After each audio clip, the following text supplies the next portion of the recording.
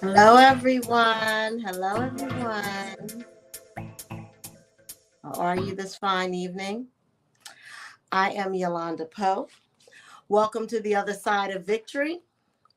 I'm here tonight. I am super excited. I'm super excited. We're going to be talking about art today. Not only are we going to talk about art, but we're going to talk about how art and life mix together and how they help us to step into our destiny. So first of all, I want to talk about before we begin, I want to talk about the fact that on February the 13th at 9 p.m., I will be doing a chat, getting the tea on domestic violence between married couples and women that are single, to see if there's any difference based on how the two may feel, and also to give you a gateway of getting a mental escape. See, when we get out, it's great that we're out, but what do we do when we're out? How do we cope with the PTSD? How do we start our lives over? For those of you that used to watch me years ago, I used to talk about how when I was in my situation, I had to learn me. I had to learn what type of eggs I liked, what soda I liked. I had to learn these things. So we're going to talk a little bit about that on February the 13th at 9 p.m. But for now, let's talk a little bit about art. The language of art, how it speaks to us as individuals. Art takes different forms for different people.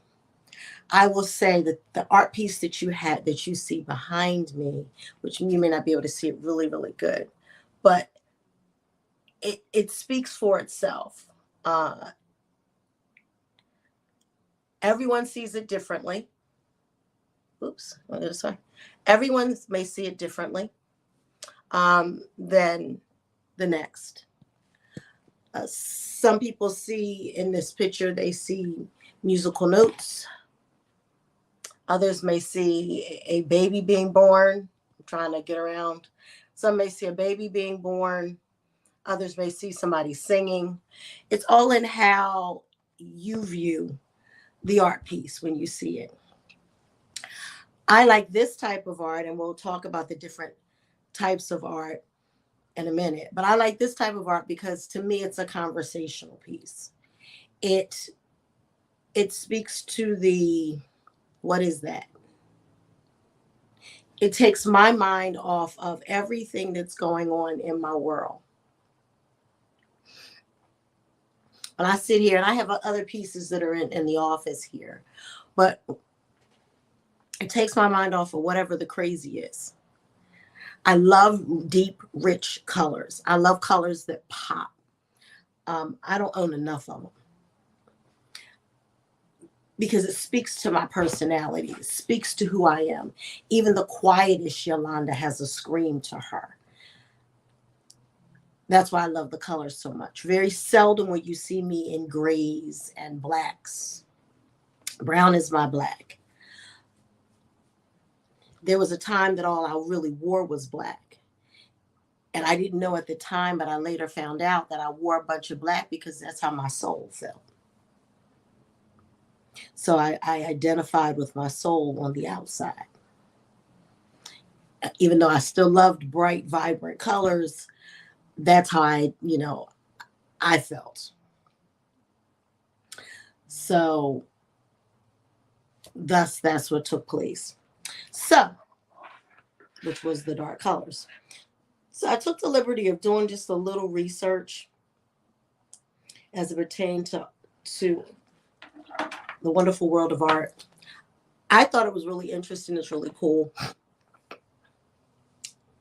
because art takes you out of your now. It takes you out of where you are, I believe.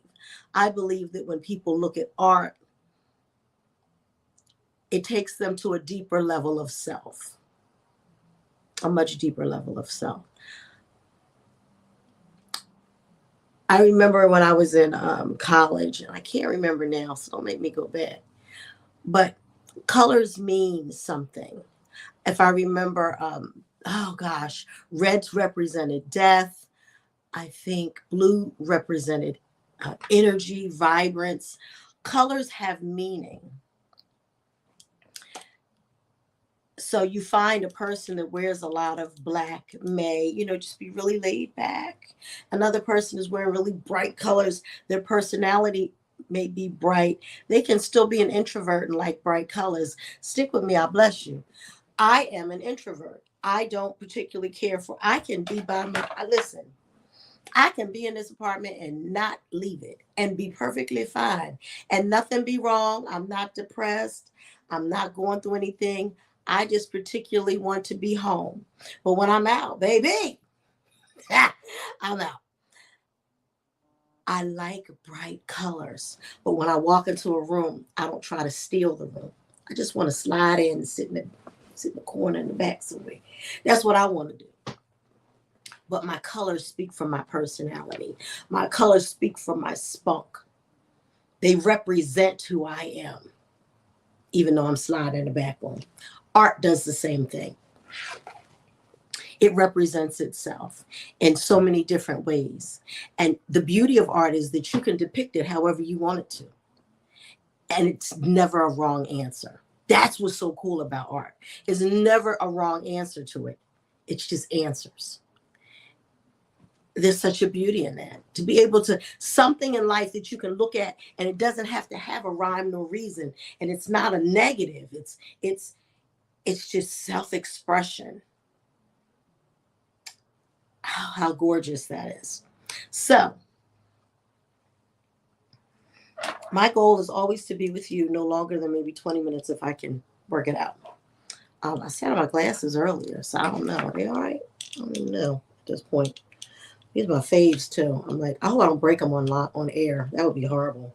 Okay, I think those are better. So, we're going to first start talking about abstract art. Now, as we were speaking, abstract art is what you're looking at back here. Okay, so it's full of color, and it's my most favorite in the art world. After reading tonight, I don't know if that's true. We're going to ride with it for now. Why I love it? There is no rhyme. There's no right or wrong way to interpret it, as I stated. Its message, I feel, its meaning is whatever you want it to be. It's non-apologetic. This art has a free expression of itself. It says, hey, here I am. Take me as I am, or don't take me as I am. But if you take me as I am, I will be whatever you want me to be in that moment in time. And I will change for you if you view me differently. That is the beauty of it. There is another piece in here, and I was trying not to go like, am I able to turn this thing around? No, I am not. So I'm going to do it this way. Can I? So, don't I look crazy? You see these? I know I look crazy. You see these pieces of art right here? Isn't that cool? I have a thing for music art too. So there's really no rhyme or reason for that either. It's just kind of there. So you've got the piano, you've got the horn, and you've got a whole lot of other stuff in the background. It looks like you even have a, is that a, I think that is a record player, is what is back there. But there's no rhyme or reason to it. It's just a collage of things. It's right there. It's however you want to see it. It can be warm. It can be vibrant. It can be whatever it is that you want it to be. I have another one that's like it's a guitar, and it has a great big flower in the center of it. It's beautiful. It's whatever you want it to be. That's what I love about abstract art. No rhyme or reason. Others would say that there's another art that I'm about to talk about, but that particular art, they're saying that there's no rhyme or reason with it either. But I believe that this is my baby right here. It can be relaxing or energetic. That piece that I showed you was vibrant. It was popping. But this back here is warm. I have this in my office because it's warm. It's warm. It's inviting. It says, hey, come in, sit down, have a cup of tea. So the very first artist to do abstract art was Kandinsky. So it dated back to 1910. He was the first painter who used non-formal composition, the very first painter. Then we have contemporary art. Now, contemporary art in 1910 as well, it was a Roger Fry and his colleagues that were the founders of contemporary art, of the Art Society. Contemporary art is considered something of today, something that gives a message in your now, wherever our now is.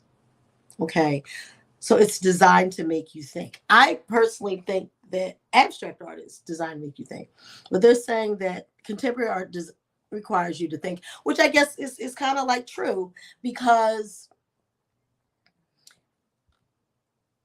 there was a piece that was put out today the other day as it pertained to Martin Luther King, and say that right there, that was a conversation piece to be had. I'll just leave it at that. I'd encourage you to Google it. But it was a conversational piece to be had.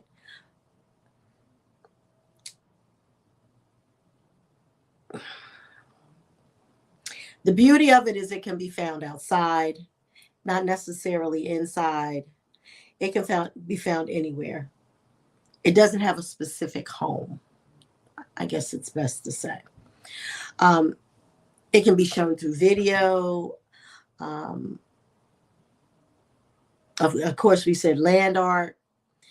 Its message is usually very strong, very powerful, very intense. It also can be found in poetry and dance, even in music. And all of this is listed under contemporary art. Poetry is really cool because you have your spoken word. You just don't have poetry. You have your spoken word, which is a form of poetry. Some people like to do it with music. Others just like to just do it without, whatever your preference is, but it's still expressive. It makes you step into whatever the person is saying. There is a room that they're trying to get you to, and spoken word takes you to that room. It directs you there, and it educates you while you're in it. I think that's a beautiful interpretation of contemporary. The last piece that I found was really, really cool is I wanted to talk about sculpting. Sculpting, the very first sculptor, is really interesting. When I heard the story, when I read the story about this particular artist, I find it very interesting that this very first sculptor was a Black woman. Her name was Edmonia Lewis. I'm probably killing her name. I can kill her name. Give me a minute. Half a second. I got you. She was the first Black female sculptor artist in the 1900s. Is when she died, in the 19th century. She died in 1907 in London. So I wanted to take the time, if I still have it up here, to read a little about her, because is she still here? I think I might have lost her. Yeah, I think I lost her. Hold on. Yeah. I did. Let me grab her name again. And then, because I really want to read it to you. I just don't want to tell you about it because I don't want to miss a beat. Like, she was phenomenal. She was that person.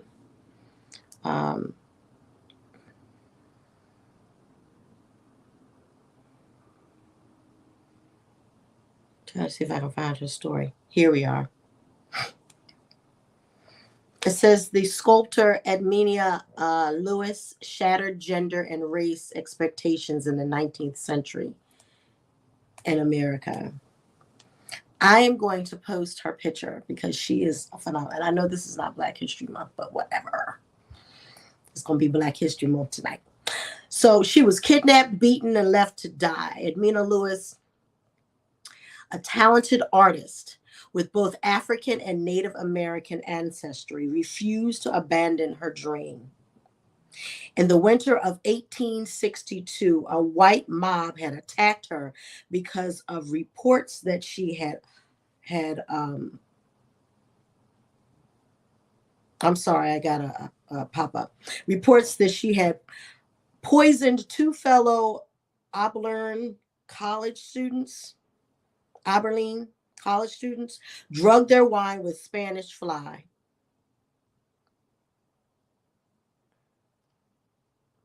I'm sorry, I just got a text. Drugged their drink with Spanish fly. Battered and struggling to recover from serious injuries, she went to court and won an acquittal. Though these details are apparently true, after becoming an intentionally known sculptor, Lewis used threaded or broth truth and imagination to embroider her life story, artfully adding to her reputation as a unique person and a sculptor who refused to be limited by the narrow expectations of her commentary. Among the collection of the Smithsonian American Art Museum are several of Lewis's work. Most of her significant work is The Death of Cleopatra. Greets visitors who climb to the museum's third floor in the Luce Foundation Center. I'm killing words today. Many of Lewis's work has disappeared from the art world, but her image of Cleopatra found it way back from obscurity after a decade long of sojourn that carried its own strange story of fame and lots of fortune. Listen, this woman was amazing. This was around slavery time. Can we talk about how, can I just keep it real? We as people get frustrated and drop stuff, put stuff down. This woman was beaten. She was put through, what the thing say? The thing said that she was kidnapped, beaten, and left for dead. Yet she still continued to follow her dream. She still decided that she was going to continue to sculpt, to make images. And she decided not to listen to anyone. She decided to make sure that her voice was heard. She was a strong person that had a vision. The Bible talks about write the vision down and make it plain. This woman may not have been able to write it down, but she hid it in her heart and she kept that thing. That's what makes this whole scenario so wonderful.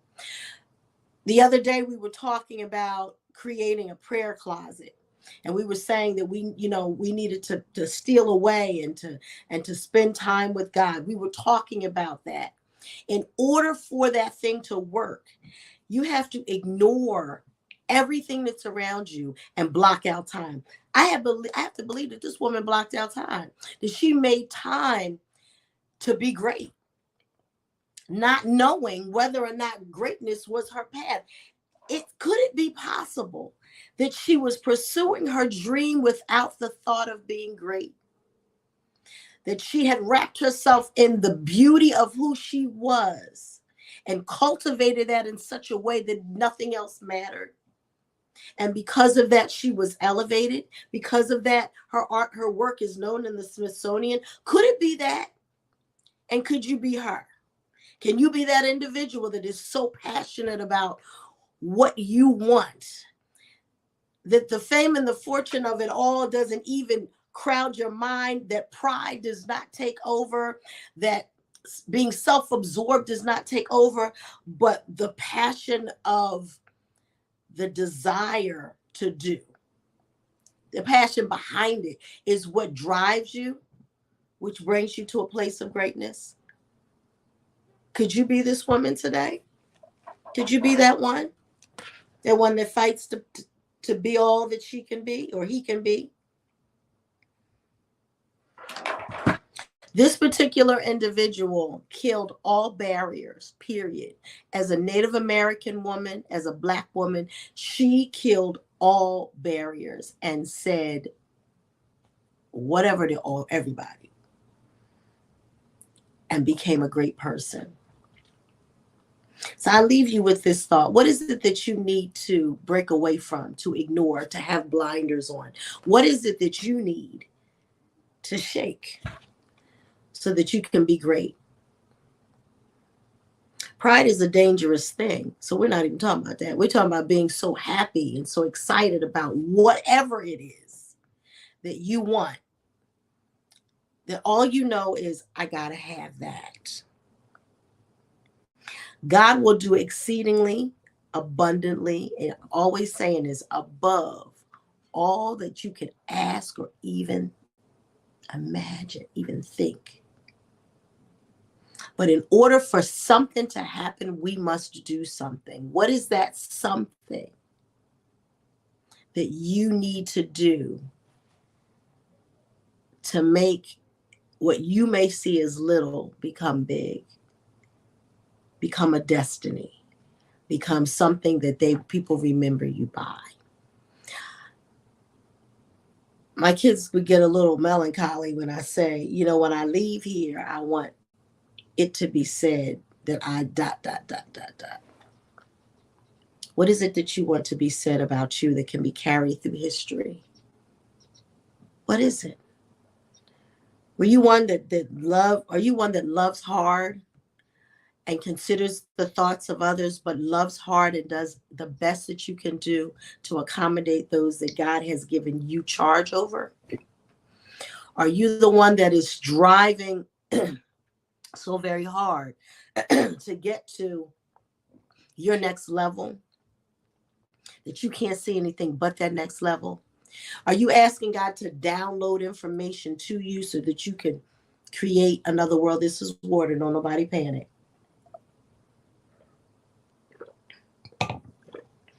Are you waiting for God to download your next step? What you're supposed to do next?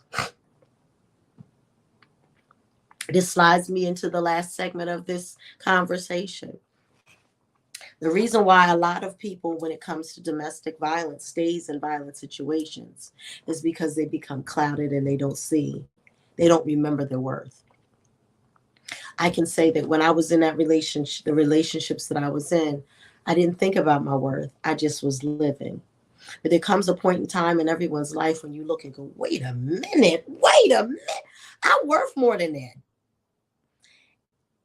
And it's only until that point in time is when you're able to step outside of the box.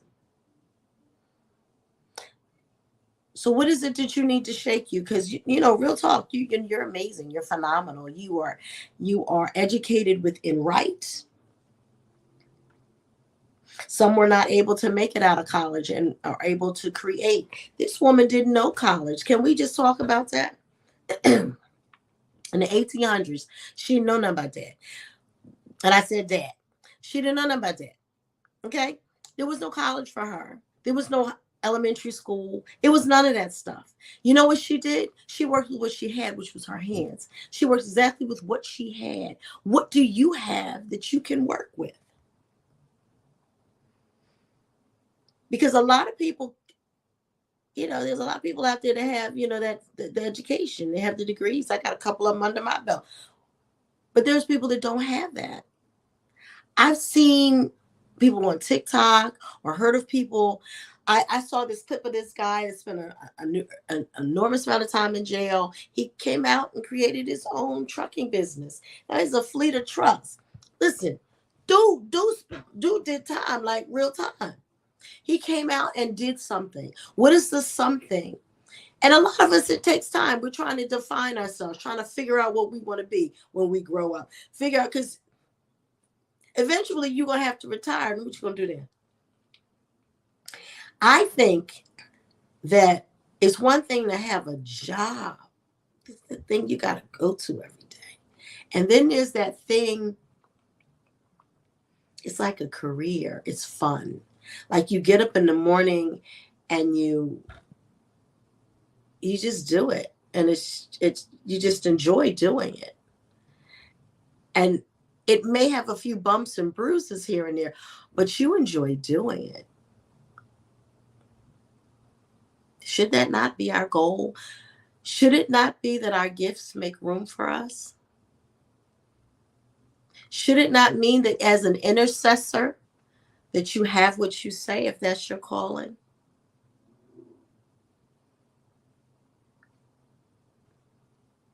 Just food for thought. Again, my name is Yolanda Poe, and I thank you so much for spending the time with me on the other side of victory. Be it evening, be it morning, whatever time you are viewing this, I granted a privilege to be before you this evening, this morning, this afternoon. You totally rock. I encourage you. Give me your thoughts. Send me a message. Let me know. How does art speak to you? What does it say to you? And art comes in many forms, not just on the wall. There's art all over the place. You know, when God created the world, that's art. Have you ever seen, like, have you ever sat and watched like the Animal Channel? That's a whole nother conversation. We're going to get to that one. Absolutely. We're going to get to that one. But it's all art. So what does it say to you when you hear a good piece of spoken word? Art comes in music. There's a gentleman on TikTok. He says that he speaks to your soul through his guitar, and that boy is fire. There's others that play the horn, that play the piano. That's art. How does it speak to you? How does it resonate in your spirit? Tell me, share it. I'd love to hear. I'd love to dialogue. Guys, I bid you a good evening. I want to thank you so much for the time that you've allowed me to speak to you. Feel free to contact me. You can message me on Facebook. I am working on an avenue where you guys can reach out to me directly. So with time, we'll get it all together. I'm just piecing it together as we go. So thanks again for giving me this time to be with you. It is time for me to sign off. Have an amazing evening. And please think about, what is it that drives you to do whatever? Where's that artsy piece in you? Everybody has it. You're amazing. You're dynamic. And if there's anyone listening that is dealing with domestic violence, if there's anyone that you know that is dealing with domestic violence, this is a place of peace and conversation. I deeply encourage you to send them to me. Y'all come on here and like, check it out. Hey, you know what? We can even work on getting a tea.